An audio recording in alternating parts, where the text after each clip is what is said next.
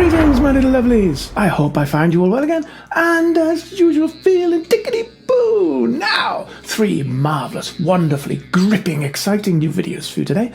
The first one is all about a man who drank so much radioactive juice that his bones crumbled, and wait for it, his jaw fell off.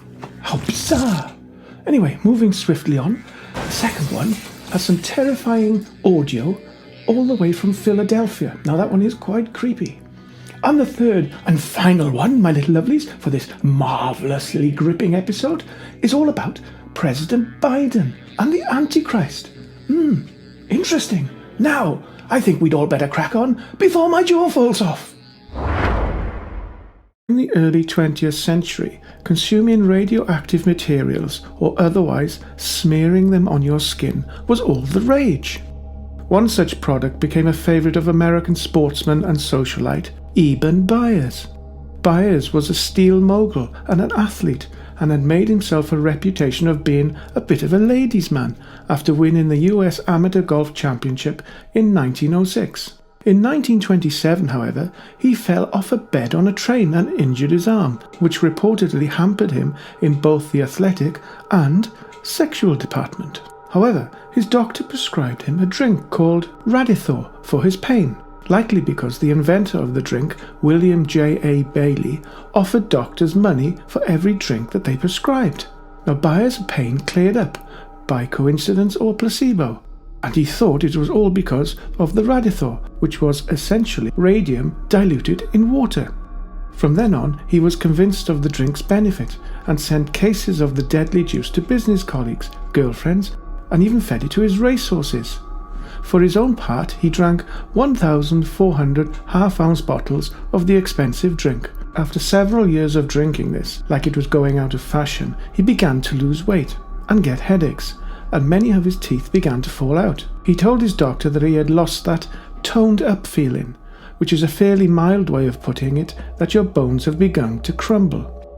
In 1931, regulators began to wake up to the news that radiation is bad for you. Well, fancy that.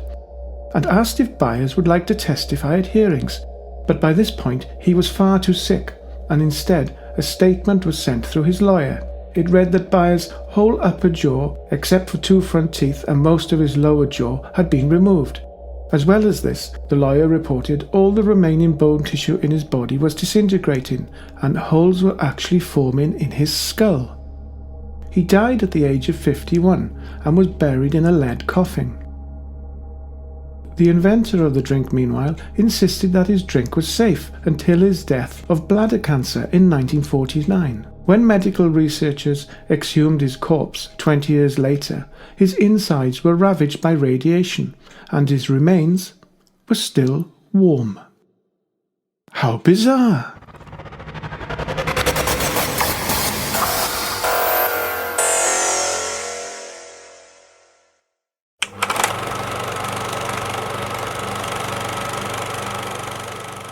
These sounds were recorded in Philadelphia on October the 2nd, 2007. The homeowner complained of noises coming from the basement in the middle of the night.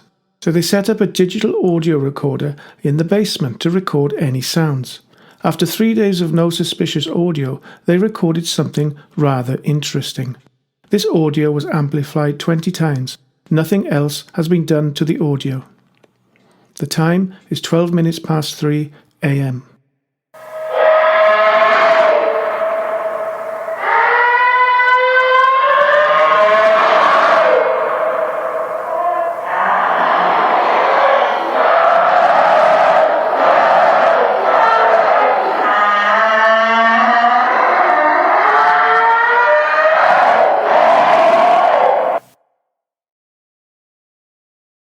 No other significant sounds were heard on the digital audio recording.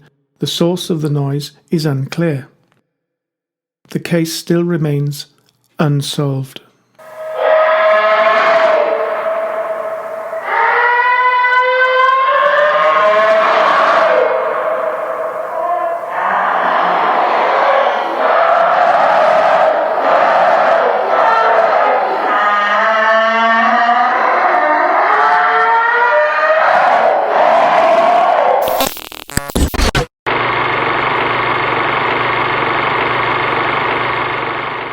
As everybody knows, President Joe Biden has now been inaugurated as the President of the United States, much to the bitter disappointment of fans of Donald Trump. However, some Christians believe it was President Biden's historic victory in the November election that was part of God's plan all along. According to the Christian End Times blog Bible Prophecy, Signposts of the Times, the world will now closely watch the US president to see how his policies fulfill biblical prophecies. America's evangelists in particular believe the US has to safeguard Israel's interests in the Middle East, as the Bible says a strong and secure Israel plays a crucial role in the end of days. A key issue to this is the construction of the Third Holy Temple in Jerusalem, which niche groups of Christians believe will become a seat of power for the Antichrist and the second coming of Jesus Christ. As a result of this, pleas are now going out to Christians to return to studying their Bibles, to humble themselves before God, and to stop listening to the words of man, but the call of Jesus Christ. According to the Bible, the tribulation will be a 7-year-long period of strife and chaos. But before the tribulation, the rapture is supposed to strike, taking up and snatching away Christians into heaven.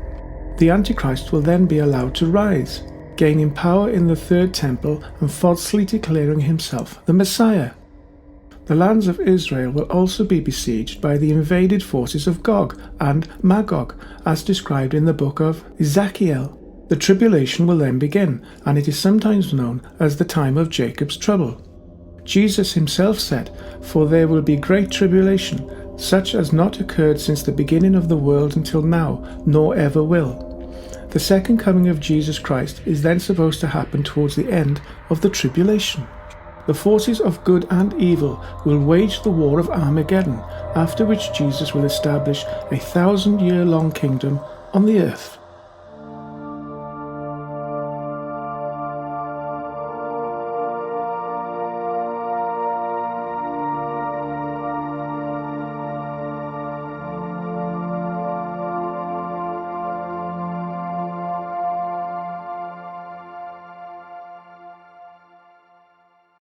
Welcome back, my little lovelies. Do hope you enjoyed them.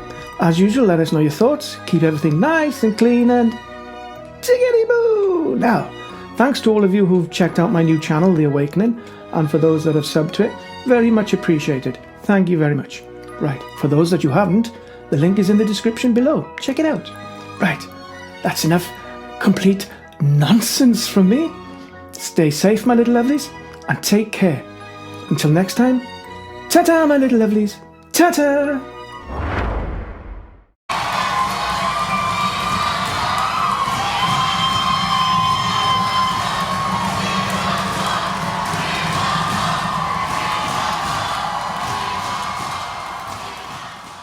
Come to me.